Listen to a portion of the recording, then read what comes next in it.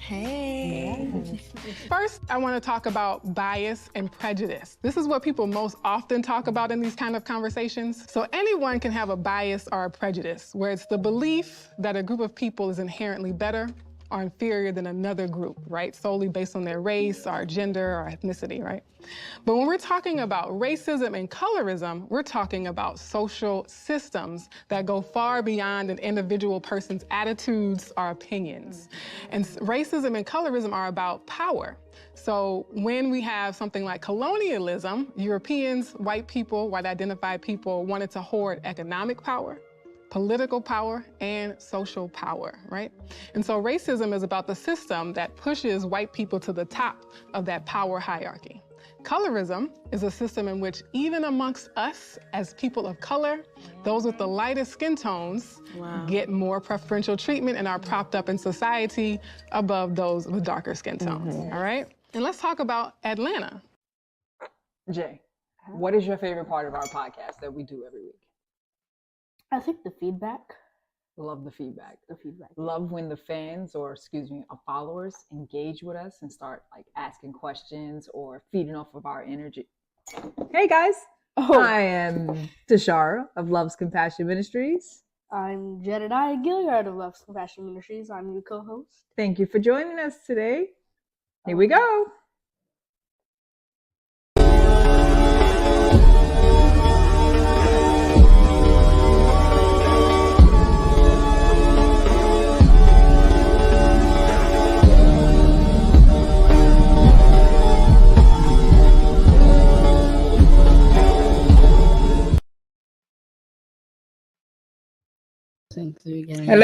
Hello. This is your host, Tashara of Love's Compassion Ministries. And your co-host, Jedediah of Love's Compassion Ministries. We are coming today to discuss the topic of racism versus colorism. If you've seen the clip, if you've tuned in from the start, you've seen a clip that I just played. Gave a little breakdown real quick of racism versus colorism. I've tried to get some opinions throughout the week, just asking people their thoughts on said topic. Some people said they didn't care because they got a mixed family anyway, and they love them all. Some people said they think it's the same thing, and they're both disgusting. I can agree with both of those statements. Jay? Colorism and racism, very, very similar. But colorism, prejudiced attitudes and or discriminatory.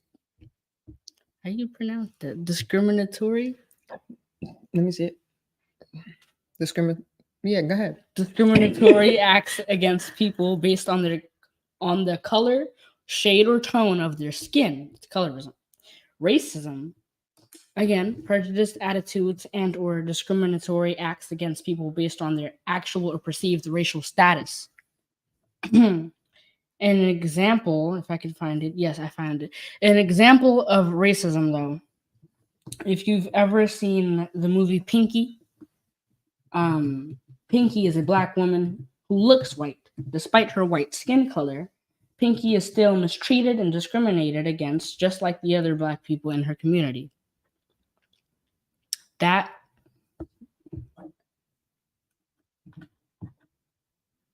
would be racism because they're mistreating her and treating her, a certain way, not because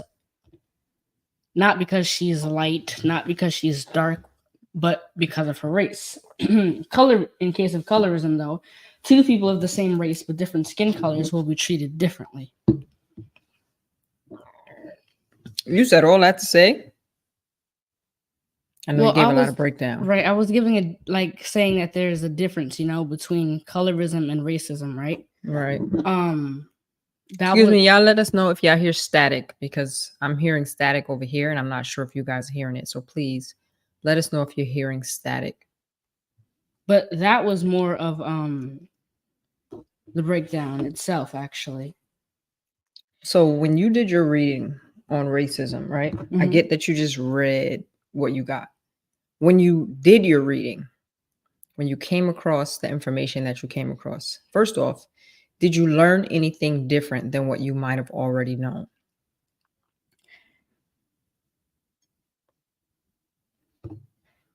When I did my reading, I think yeah, because to be honest, I didn't really know what colorism really was. I could only take a guess on what I thought it was. Okay. So yeah, I learned the definition of what it was and the difference between racism and colorism.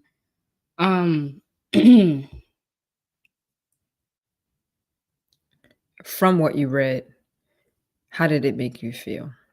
Have you experienced either of those things? Kind of. I would say definitely people have probably had it worse, but I've been called yellow before. I've I don't know why, but for some reason some people I feel like they think it's like a contest. Like whoever's darker wins because I've had people where they how do I say? I've had people where it's like something happens, situation, we're talking, having a conversation. Well, I'm blacker or well, I'm darker, which I find odd because and Hey, Pastor Dawn. Hey, Boone. We like to give acknowledgement when we see people come in the room. You guys took the time to be with us. We like to say hi. So I've also experienced people calling me yellow or red. oh yes, red or pink. Red is like another term, especially Southern wise, when you refer to a person of a light skin complexion, red bone or red. So that's common. I never took it as colorism in any shape, form, or fashion. Now, the first time I ever experienced what one can consider to be colorism, because I believe you expressed, colorism is pretty much usually a prejudice that takes place within your own race, right? So black on black crime, right? So it's usually within your own race, just a judgment or a prejudice towards you due to your pigmentation or the way you look, right? So when I was small, I was really young. My baby sister, who's no longer with us, but she had made a statement. This was back when we were kids, living with my mom, and she was like, "Mommy," she used to call me sister. So she was like, "Sister doesn't belong on the back of the bus with us. She belongs on the front of the bus because she's white." Now my mom's, she kind of spazzed a little bit on her or what have you. But as a kid, yeah, you could feel some type of way because you feel like, someone, doesn't matter who, but especially someone whom in which you're close to, family wise, may have just took a shot at you, right? Judgment based on your complexion. Mind you, we're in the same family, same DNA. So, but at the same time, you can't now, in hindsight, they say hindsight's 2020, right? So I'm not thinking then what I know now. At the end of the day, she made a comment based on something that she has observed or heard or learned within her childhood. So one of the things, and I had a question that I wanted to ask. I kept trying to remember this question over and over again when I was sitting down preparing the live, because earlier in the week I had said to myself, I wanted to ask this question at the start of the podcast. And then I wanted to ask the question again towards the end of the podcast to see if the answer had changed. Do you think, my question, right? So I'm gonna ask it now. You don't have to answer it now. You can, but I'm going to ask it again at the end, right? Do you think racism and or colorism is learned and taught behavior? Do you think colorism and racism is learned or taught behavior? Can it be changed? I asked that question now. I'm going to ask it again. Do you remember the question I just asked? In case I try to forget the wording of it later, I'm going to try to write it down in a moment. It's hot. But I say that because my sister back then, let me see, we had like a 6-year age difference. So let's say if I was like 9, 10, right? Nope, she was a little older than that. So my sister probably could have been about 4-ish. Then you would have been 10. Right? All right. So 4, I won't even say 5, maybe about 4-ish. She didn't make that up out of nowhere. Right. And it wasn't that something that she said because she had some excitement of or got something out of trying to make me feel away. She observed me sitting in the back of the bus with the family, the rest of the family. I am the lighter of all of my family.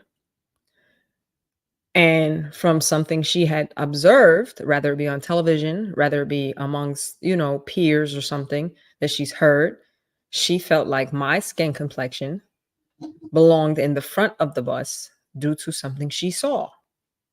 It's a learned behavior. I agree with you, Boone, sis, I agree with you. I do believe it's a learned behavior. And it sucks that for something to be a learned behavior, to be so rampant still today, because then that means no matter how far, look how far we have come.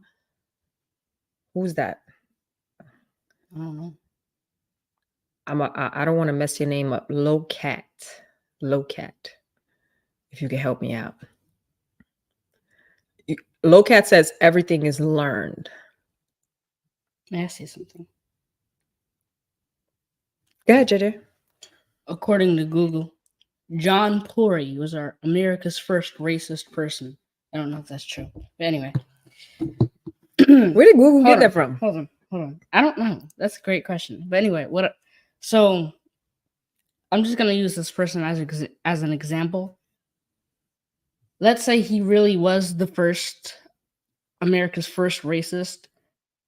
The first person who looked at a black person and thought, or, I'm not going to say a black person because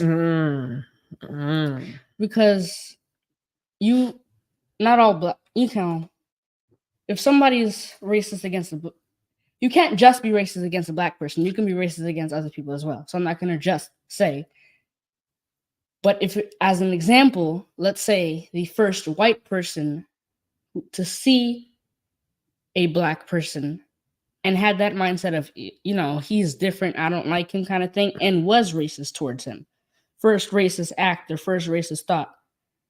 He didn't learn that. That was his mindset, and that's what he thought, Over time, though, I can see how people, they look, see, hear things, and then, then it's taught. There was a video I watched a long time ago, and it was like a test for these children. And they placed a black baby doll and a white baby doll on the table. And I forget what it was, but it was like pick one or pick who your friend would be, something like that. And there was one thing, and that is how it was taught, because they were like toddlers. And the white baby was like, I picked this one. And the person was like, why? And she goes, because mama or dad, whoever she said, she was just describing the black baby and said, I shouldn't do this or should do that, da, da, da, da. So that, that's when it is taught. That's when the parent is teaching the kid not to go near the black person or not to be friends with the black person. That, that's taught. But I would say it goes both ways. Elaborate. Because, it might sound stupid, but I feel like some people are just born like that. Born like what? Like, it's an interesting statement to me. Some people judge other people because they're different. there are people out there, they judge other people because they're autistic or have some type of syndrome. And then there's people who still judge other people because they're different, because they look different, you know? Like they'd be like, oh, well, and that's when kind of colorism comes in. We're different colors. I'm white, you're black, you know? Or I'm white, you're brown. So now I don't like you, or I feel away because you're a different skin color. And I feel like, you know, people could just be eventually develop that. Like they just develop a mindset like that. Versus people who develop it because of what they hear, what they see, not what they think. Lowcat, if I'm pronouncing your name wrong, please forgive me. I would love to hear more from you if you can do a little message of some sort as to why do you believe everything is learned? Because I'm not quite sure. I was over here looking up the word learn because I don't know if I agree with that, but I need to make sure beforehand. So I like to explore words within the dictionary. So it says learn means to acquire knowledge of or skill in by study, instruction, or experience. Now, this may be really minute when I make this, right? But I'm just going to use it as an example, right? Because especially because you use the word everything is learned. I have an 8-month-old daughter, and that 8-month-old daughter came out sucking her fingers. No one taught her that. I tried to teach her not to, but no one taught her that. She was doing it from in the womb. We had pictures of her in the womb sucking her fingers. I wouldn't say that she studied it or she was given instruction. She didn't learn that. She did it, liked it, kept doing it. So I don't know if I would say everything is learned, because just like within that specific example, she just did something, tried it, liked it, kept doing it, found comfort in it, so kept doing it. There are other things in life that a person can just try and pick it up as a habit or a lifestyle. Hey, Shannon. So I'm not sure if I agree with everything is learned, but I do agree that racism and colorism is learned. Yes, I agree with you. I definitely agree with you. It is a learned behavior. Jay, I would like for you to speak on something that you and I were speaking about earlier, and that's only because you just was in that window already and you opened it. Exactly. So I'm going to put on a quick video. Wait, not yet. Why? It opens up the door to what you want to talk about. This one. Okay. I was just going to start it out, but it's okay. You can, from the video, you can transcribe into this definition that's there. What? I mean, go over into the definition. So from your video, guys, tune into this video real quick. I disagree with you on... Yeah, I bet you do, what? White boy. That's a bit racist. Oh my god, no, you're one of those. I mean... He is white. How can you be racist against... And I'm also half white, so like, how can I be racist against you? It's not like you ever have to experience any type of persecution because of your race. You're not going to be profiled. But what if he said that towards But you? so you don't... Because, you don't... Hold on. You don't think you can be racist towards someone who's white? No, I don't, because you've never experienced racism in history. White people haven't experienced racism. One of the experiences... What's your definition of racism?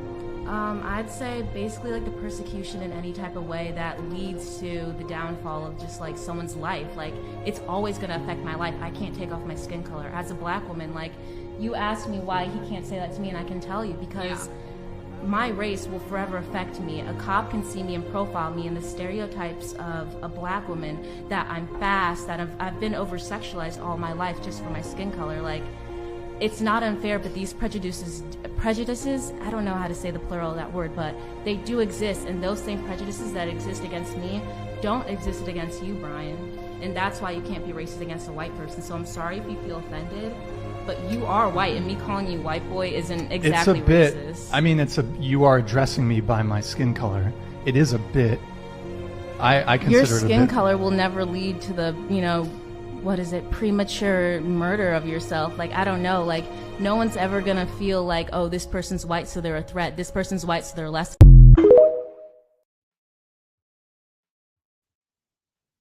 Yeah.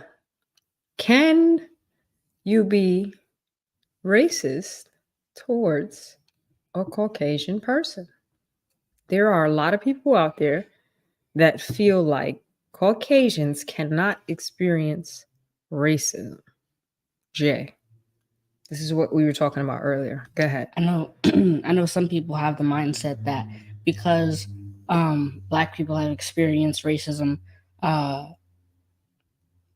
you know, for I wouldn't even say years, longer, just throughout history in general, that it's almost like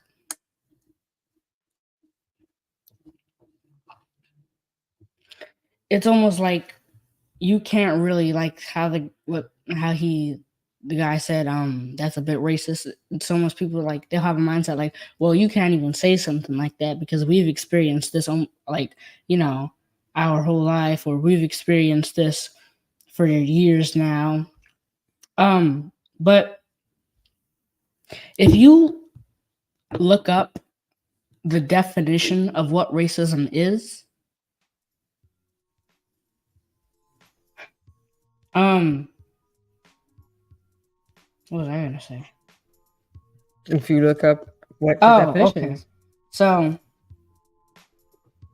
it's a systematic approach Okay, go ahead. of depriving a specific group of people from equal access to opportunities through discrimination. This discrimination is carried out through laws and other institutions, and through social values that normalize prejudice based on race and or ethnicity.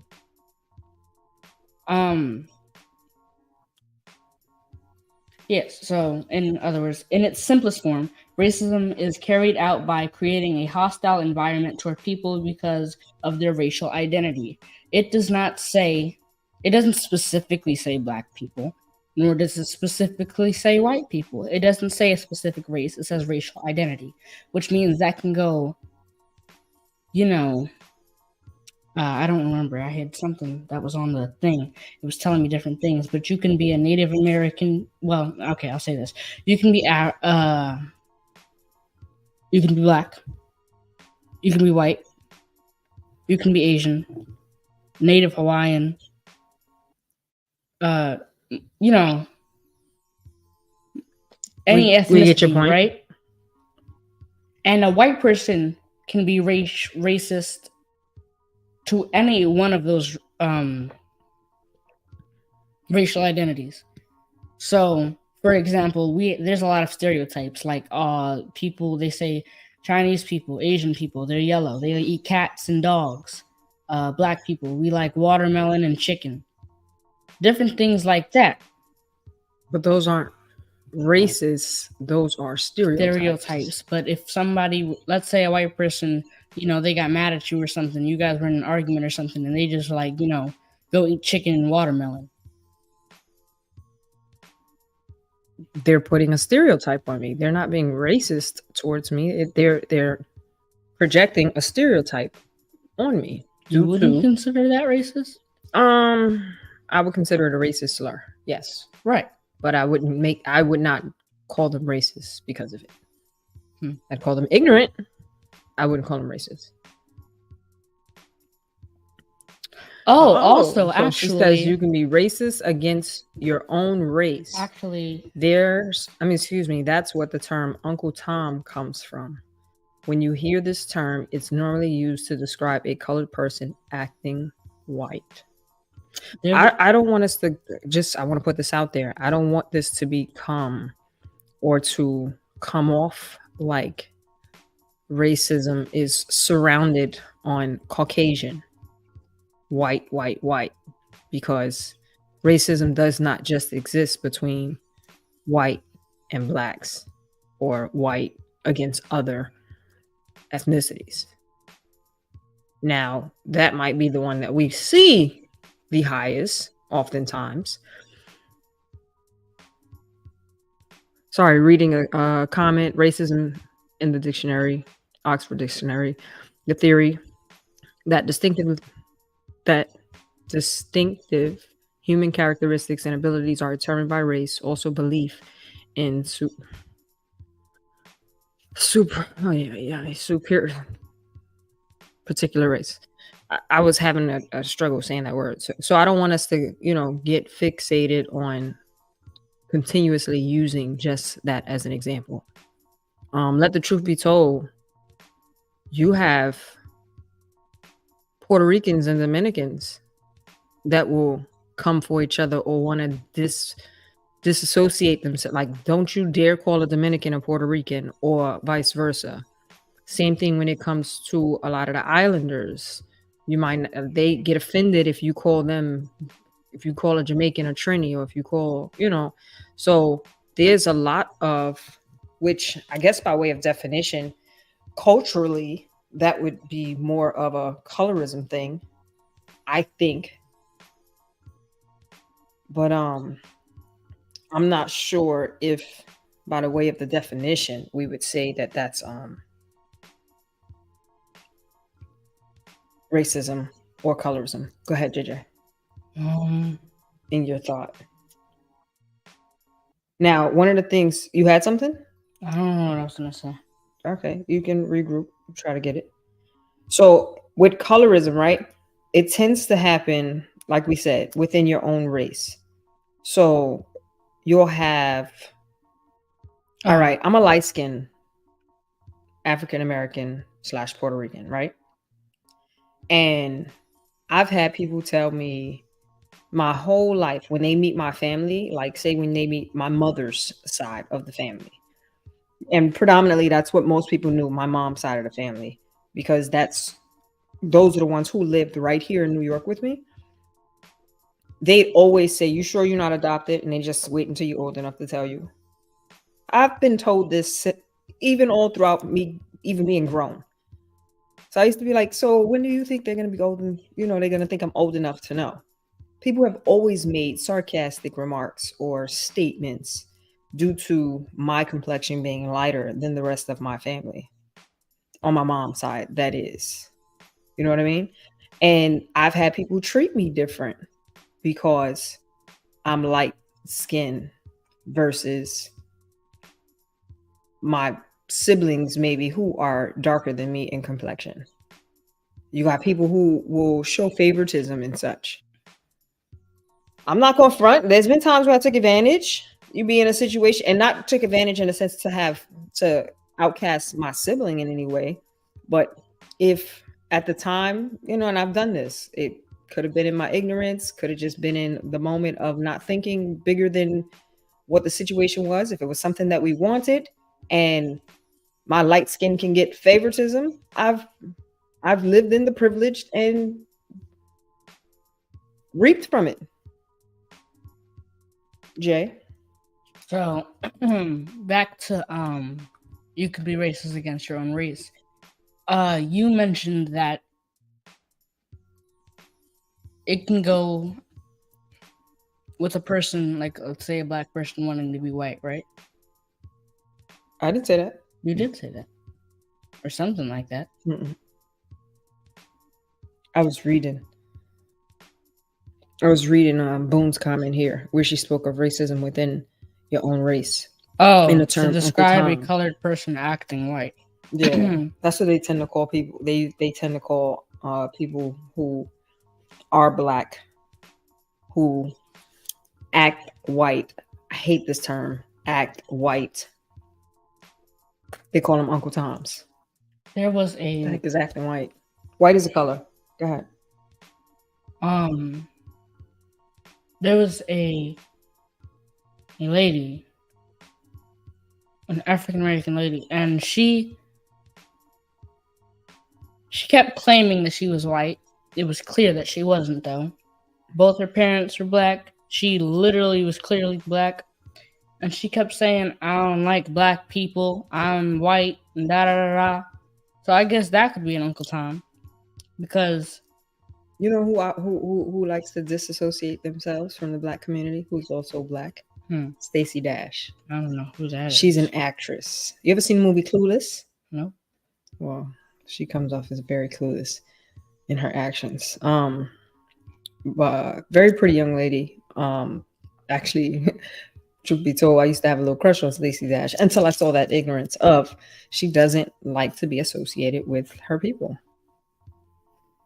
There was no such thing as race until William Berkeley wanting. I wish somebody can just write down the breakdown. I gotta go in a dictionary and type in the word so that I can learn to pronounce it properly. Superiority. Am I saying that right? William Berkeley wanting superiority, and if you're white, you'll have that superiority. Just food for thought. I got you, sis. I got you. Jay, who's the person that you stated? You stated a name that you said started racism. Like racism started with them. John something. Oh, it wasn't this person here Nope. then. There was no such thing as race until William Berkeley. So I saw a video, right? It was this, oh my gosh, I sent it to my aunt too recently. Let me see if I can find it to show it to y'all. I thought it was crazy how bad it is. If y'all saw y'all children, I'm gonna ask this question, right? Because we said our kids, right? Our kids are picking up things that they see at home. Our kids are picking up things that they see other people do. If your child came home, or if your child was in your presence and conducted themselves in a way in which they depicted racism or colorism, you as a parent, what would you do in that moment? What would you do? I'm asking the people. Could you repeat the question now? Okay. Your child in your presence, wherever you are, depicts racism. Depicts racism. What? On what? Somehow projects it, rather it be in their speech of how they're talking to someone, or in their actions, right? Let's say you're in public, there's one seat left next to your kid, and another child comes over and goes to sit next to your kid, and that kid is not the same nationality of your child, ethnicity as your child, and your kid puts their stuff in a seat. No, you can't sit there. But they verbally outright say, oh, they can't sit there because they're whatever ethnicity that they name, and that ethnicity is outside of theirs. What would you do? What would your actions be? How would that be a teaching moment? I know how it can be a teaching moment, but I want to know, what would you do? Not everybody make it a teaching moment. Some people probably just pop their kid upside their head. What would you do? You understand what I'm saying now? Mm-hmm. I'm asking. Any answers? Dawn, I know your kids are bigger, but just asking. What would you do? Oh, my head is hurting so bad,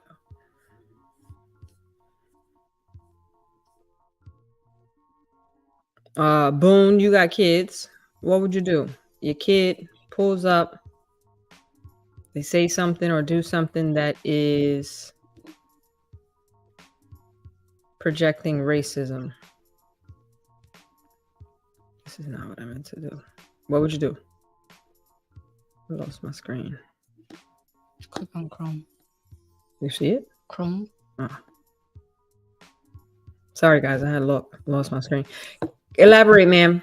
Check them. Not everybody knows what check them means. I know what it means. But check them. What does that mean to you? What does checking them look like? Jay, what would you do? You're old enough, you have kids down the line, your child conducts himself in a way. First thing is I'm not gonna pop or hit my child, but I would say something to my child, and then I would let that kid sit next to my child, or I'd switch spots and let that kid sit next to me, and then I'd speak to my child whenever, right there and then, or maybe later, and I'd address it to him, ask questions, both ask questions, and then yes, I would make it a teaching moment because I don't want my child to grow up thinking that was all right or thinking that it is all right. And then questions because what made him say that and what made him do that, Where'd you learn that? or That's good. what made her say that. Right, but that's good stuff. Find out where'd you learn that, especially if you know your home is not where it's taught. So asking them where they learn that's good stuff right there.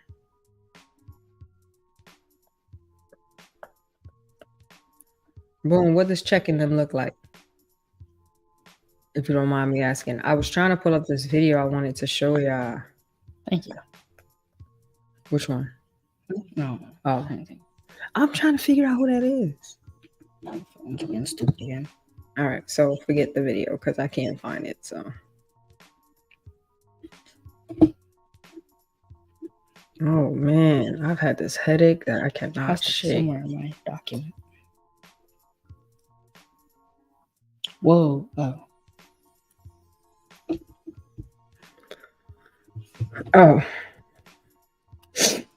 Oh. It's like we both had something. Go ahead. Because I forgot I had something here. So I was going to mention, and when I say this, I would like to say it with no interruptions. Say it like I'm about to interrupt you. No, because I know sometimes, you just have something that you want to speak on. So I don't know. I believe I said this in another episode, but I think a big part of life is choice or choosing, So I feel like we all have options. There comes a time where we have an option to do something or not to do something, say something, not to say something. For example, if somebody were to hit you, let me not say that. If somebody were to say something disrespectful to you, you have then to choose, how am I going to respond? Do I want to respond disrespectfully, or do I want to respond, in a way as, respectfully, like just letting them know how that made you feel. But for kids, we mentioned another thing that you have to teach in another episode, that you have to teach your children things at a young age, especially at an appropriate age. I feel that you need to teach your children about these, things that go in the world in general, but especially about this racism, colorism, all these things when they're young, so that they know when they grow up. Because if something does happen to them, they know how to respond to it. What am I trying to say? I don't know, but you told me not to interrupt you, so I'm sitting quiet. So if something were to happen to your child where somebody's being racist to them, or how would you say that? Be colorist to them? Like colorism instead of racism, like being racist. Just go with your message. Okay. Or discriminating against them, I should say. I feel like this is why you need to teach a child. They should be able to, think about how they're going to respond to that. But I feel that you also have to tell your if it were me, I would tell my child stories, because the way you respond, also, you never know what your outcome's going to be. So if something would happen to your child, somebody's being racist to them, and they respond a way like, especially even like as an adult, we have people out there dying because they respond in a way that gets them killed, murdered. Mm-hmm. So, for example, George Floyd, although he really didn't respond in any way, you there were people who got killed in just protest. Sorry for shaking the table, but just protest because they were protesting or having something happening because they were. What was her name? Breonna Taylor, I think her name was. They were protest of her after she had got killed by those officers. Mm-hmm. And a lot of these protests, cops get included and then people die, which is why I say you have to, and I get people are fighting for their rights and fighting for other people's rights and, and fighting for, you know what I mean? But if you would have done nothing or could have responded a different way, then people wouldn't have died. You know what I'm trying to say? No, Never mind. you told me not to interrupt you. I just listened. Never mind. They might know what you're trying to say. Don't get discouraged because I didn't get it. You mad? Because, like, I don't know how to explain this. I feel Okay. like I sound and less it's- intelligent now. No, you do not. Because I didn't understand something. No, I'm not the smartest crayon in the box. Because I'm not the brightest crayon in the one of box. my main topics, and now I don't even know what I'm saying anymore. Regroup. Don't worry about it. Regroup. Look at it. Figure it and bring it back. Look, she said she got it. It wasn't you. It was me. Can you talk about another topic while I You mean figure can this I out? just go to a different point? Mm-hmm. I got you. I have a question, guys. I wrote this question down, right? So first I'm going to read something, right? This was from an article in the Times.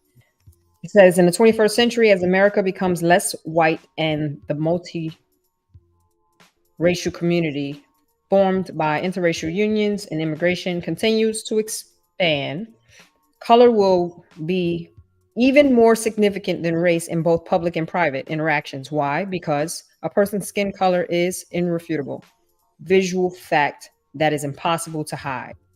Whereas race is a constructed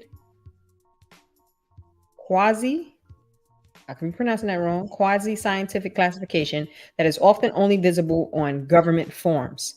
That brought me to the question. Do you think that when it comes to, oh, now it's the sharpest crayon in the box. Boone says your message did not get lost in translation. She understood what you were saying. Should we have to identify when filling out job applications or filling out applications or what is it called when you're trying to get an apartment, when you're going for an apartment or a house? Should you have to put your ethnicity or race down? What do you think? Should you have to put your ethnicity or race down on an application? I personally feel like the only place in which I may say ethnicity and race is of value is medically, when you're filling out medical stuff. And that's because now you're going into DNA, and oftentimes you have different traits that are specific to different ethnicities. So that's the only time I really feel like race or ethnicity is vital. But when it comes to a job, when it comes to an apartment, any application where I feel like you're literally asking my race because you want to have a one up on your perception of me.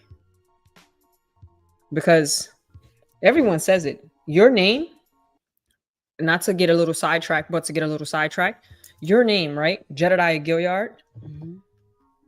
Your name is a name that can go down on an application when you're growing up for a job. Mm-hmm. With the absence of any other details about you, they will not know that you're Black.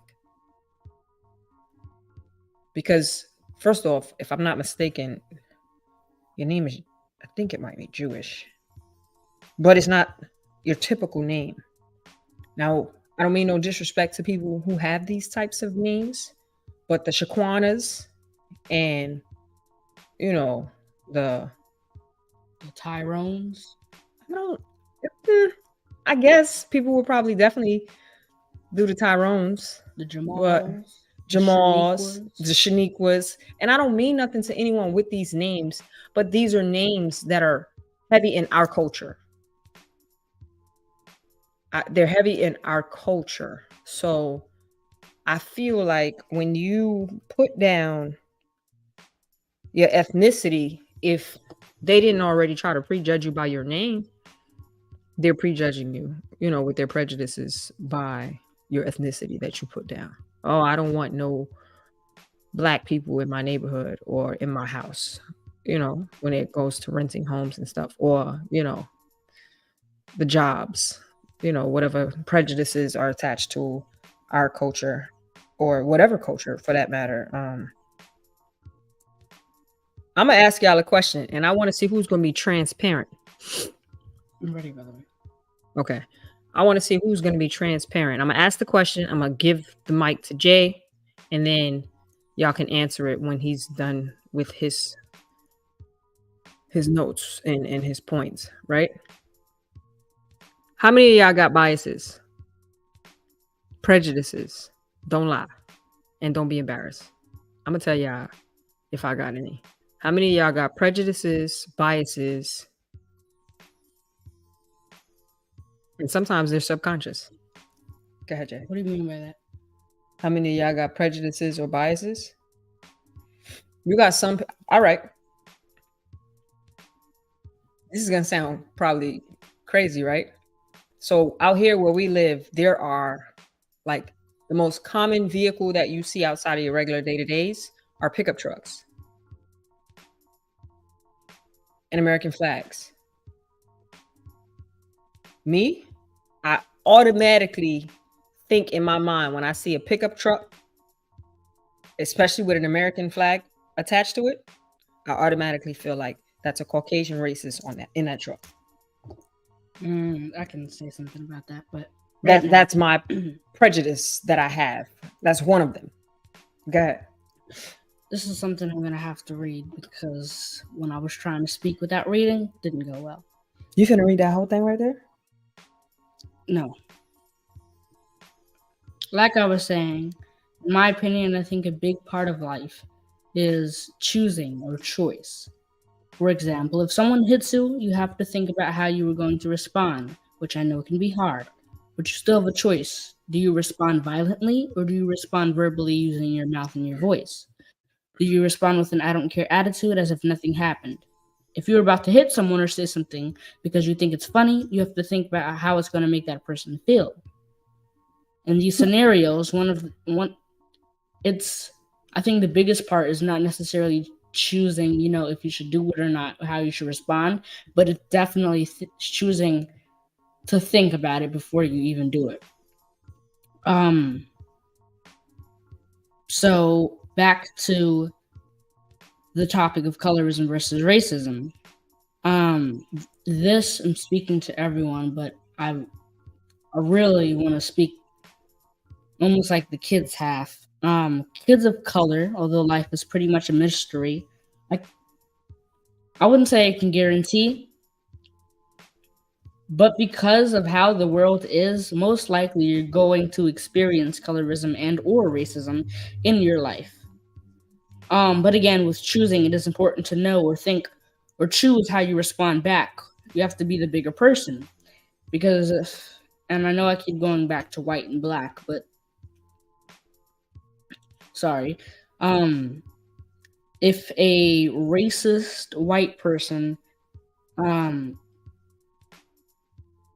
were to just walk around yelling racial slurs and doing any type of racist act, and I'm not saying, because like you said before, just because you say a racial slur doesn't make you racist, which you're right. But I'm saying if a racist person were to do these things, right,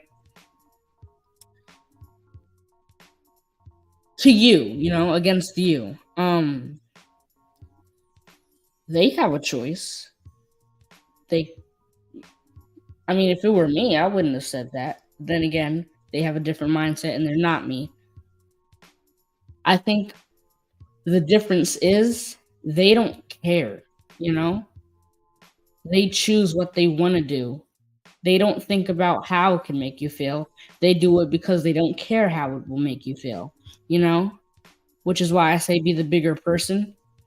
Because if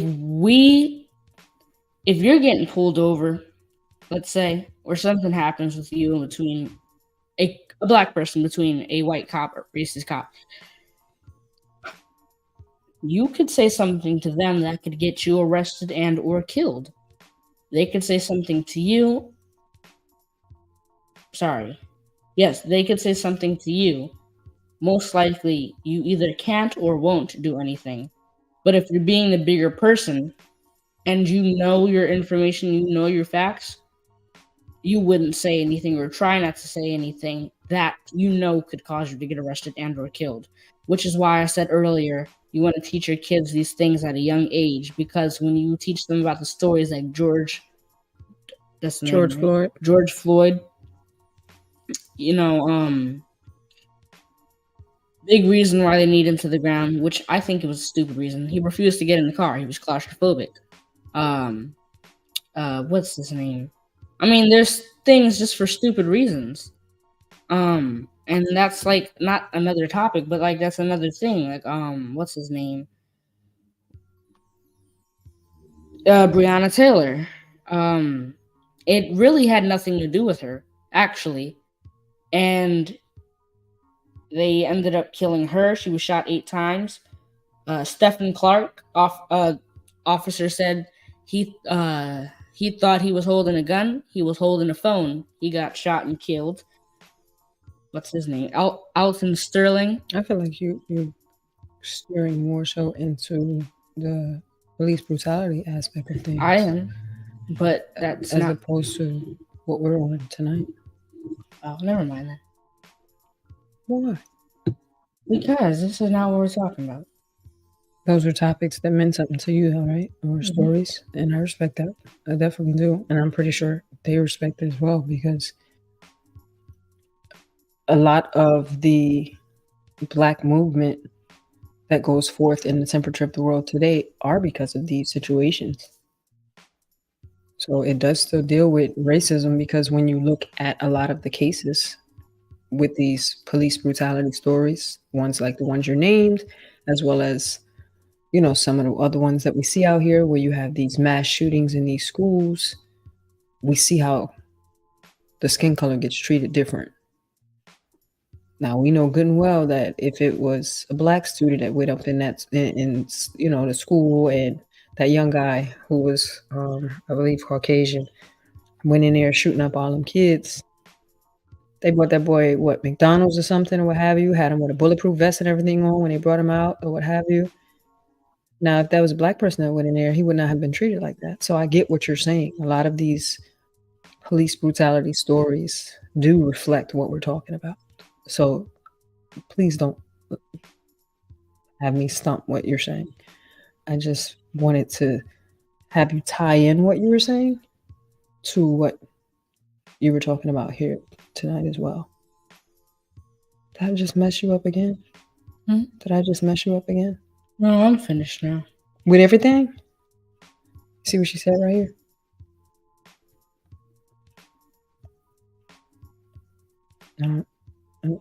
I'm gonna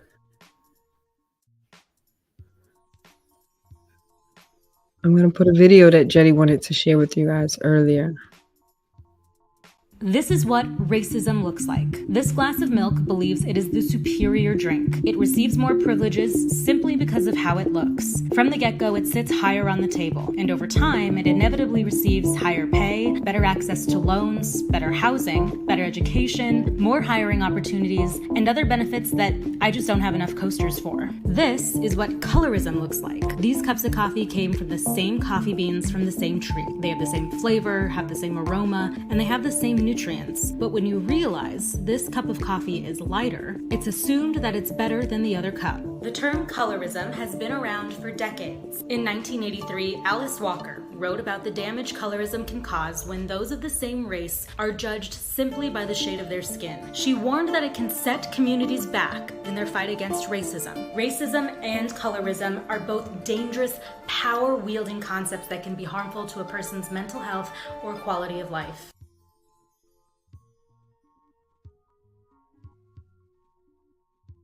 So that was a video that you sent me earlier, right? That you were using. You said that you really liked the example that they gave. Could you elaborate, please, your feelings as to how that example for you resonated? I think it was a great example of the difference between colorism and racism. And even if she were to give both examples, just separate examples, one example almost gave like the definition of racism, and then one gave the definition of colorism. If you look at the first example she gave when it was the glass of milk, the glass of milk, and then the glass of what I think was water. She explained almost like the mindset of what the glass of milk thought of itself versus what it thought of the glass of water. The glass of milk was like all the way up here. She used different boards and coasters, and it was all the way up here versus the glass of water, which was all still on the counter right there. But what I thought this was like the best example. When she did colorism, it was the same cups, the same mugs as, like the same, because the same mugs as in the same race. But when you look in the cups, it was coffee. One cup of coffee was light, as if they added creamer, and one cup of coffee was dark, as if nothing was added. So that example was like, you can't judge a person. Colorism, people judge because that person, the cup of coffee that was lighter, they might, I wouldn't say judge. Feel like it's better. Right. Because a lot of people tend to think that, thank you. A lot of people tend to think that, I don't know, I guess like light-skinned people have it better or are better than dark-skinned people. Light-skin privilege. Right. But they say that started from the slavery times, because oftentimes what back then, they had the unfortunate term house inward, but they were the house slaves, and that was oftentimes because, as we know, the slave masters tend to have been sleeping with the slaves. So then when they bore children with them, they tend to have their kids operate as slaves in the house. They were still black, but now they were favored where they'd be able to work inside the house instead of working out in the fields with the other slaves.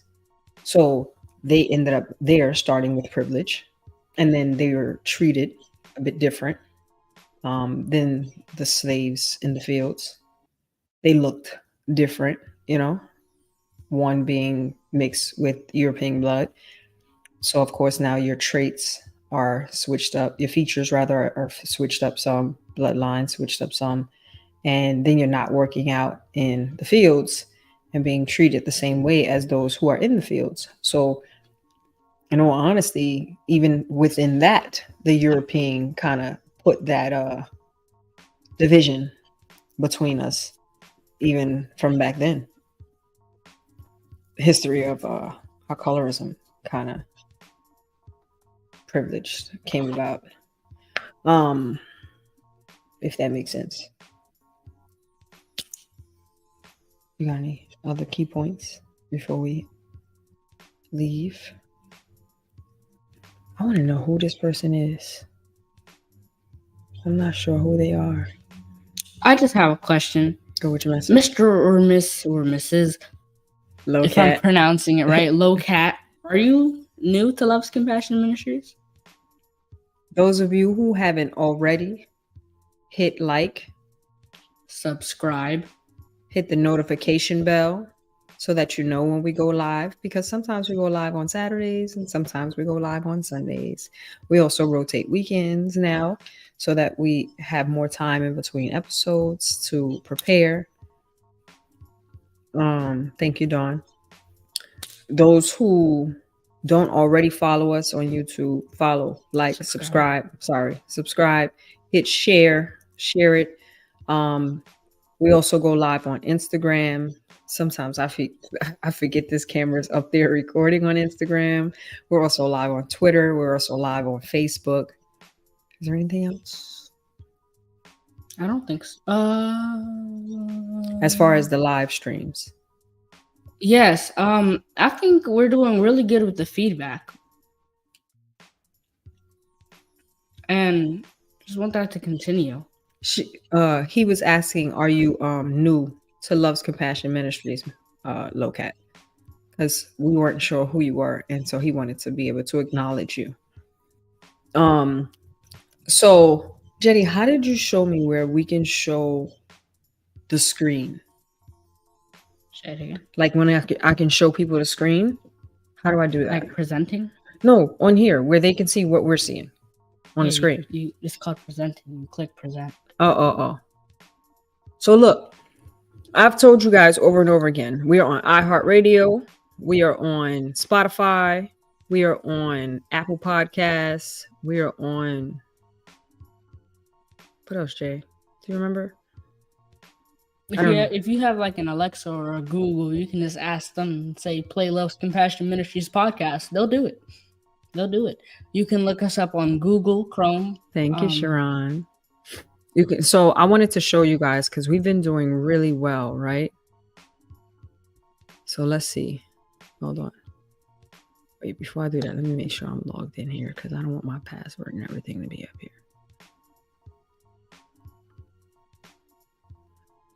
All right, cool. Right? Look at that. Okay, so I'm gonna go back to the dashboard because I wanted to have that same effect when I do it for the people. I wanted y'all to see. Thank y'all for supporting. Continue to share. Continue to.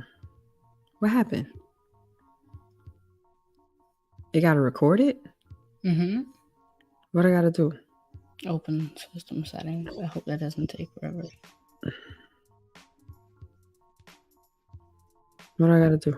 Go to Google This? Chrome. Yep. That's it? Yeah. No. Don't do all that. What's going on here? What? I was trying to show y'all something, but this thing is. Oh, there we go.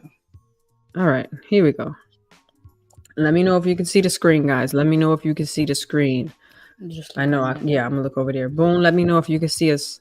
Low Cat, please. This is why I tell you guys to go over to iHeartRadio or Apple Podcasts or Spotify or any other. Let me show y'all the different platforms that we're on. Somebody said I see it. Thank you so much. Oh, he or she says that they're not new. They just had an opportunity to come on today. Oh, but we don't know them though, right? No, we probably do. I'm just not sure who it is. So this is what we're looking like here, right? That's a 72 downloads? I thought it did too.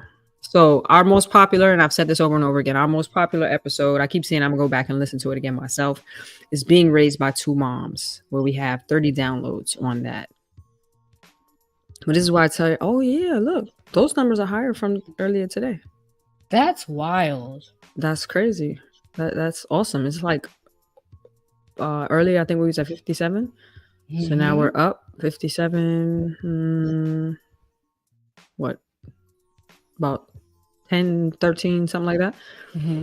So this is where we've been downloaded from, right, guys? So here we are over here. 12. We have Boone always says that being raised by two moms was a great episode. I'm gonna probably listen to that on the way to work tonight. Apple Podcasts seems to be the highest streaming platform for us. 38 Spotify. downloads on Apple Podcasts. Spotify, we have 13 downloads. iHeartRadio, 8 downloads. Chrome, 4 downloads. Safari, 3 downloads. I don't know what Mozilla is, but It's whatever. another streaming. It's like how Chrome and Safari is. Oh, well, that has 2 downloads. Firefox, 2 downloads. Echo, 1 download. And Samsung, 1 download. So please go to each of these platforms. The reason I tell you guys to go to each platform. Oh, Amazon Music / Audible, 1 download. Look at it. Y'all see these numbers? So the reason that I tell you guys to go to each platform is because we love when you guys come on, right? And we love when y'all follow us. We love when y'all share. We love when y'all give y'all input. It's awesome. But we want. Still says. What happened? No, because it still said. We want people outside of just the people we know to be able to find our podcast. So the way that works is, what's that word? Algorithm, right? So the more people who are going on and listening to it and downloading them, starring them, that helps us to take the numbers up, which now when people start searching maybe some of the tags that we've connected to the podcast, they'll find it. Or when they type in podcasts, because we're generating traffic, will be suggested.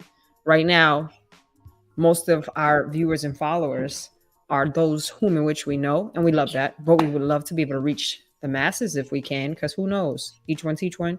One person we might be able to reach and help in some shape, form, or fashion.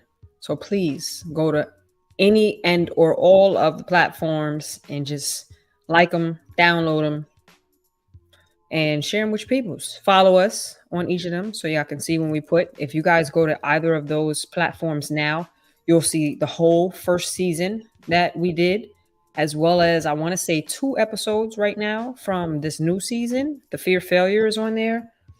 And the Fear Failure and the one we did after the Fear Failure is on there. Healing. November 1st, I'll be able to upload some more episodes because of the limited space that we're allowed memory-wise. But please keep joining. We thank you guys. We love you guys. We appreciate you guys. Y'all already know, email down in the bottom. If you want prayer, suggestions for topics, please feel free. Send an email in. lovescompassion@gmail.com or shoot a text. Can they call? Go ahead and say shoot a text. We offered the call thing. No one really used it. And a text is so much easier for me to get to. Shoot a text. Prayer stop suggestions, like you said, at 347-699-5722. Again, that's 347-699-5722. Love you guys. Tune in when we come to you live on November 11th. And that's when we will be talking about talking about the subject of church hurt. Church hurt. Yes.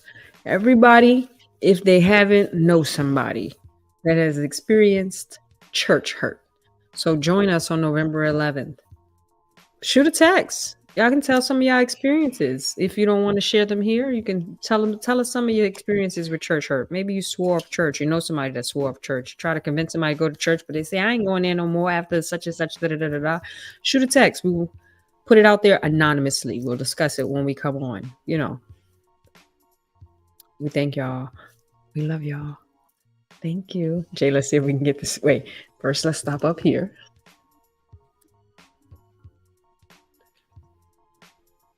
And like we said, good night.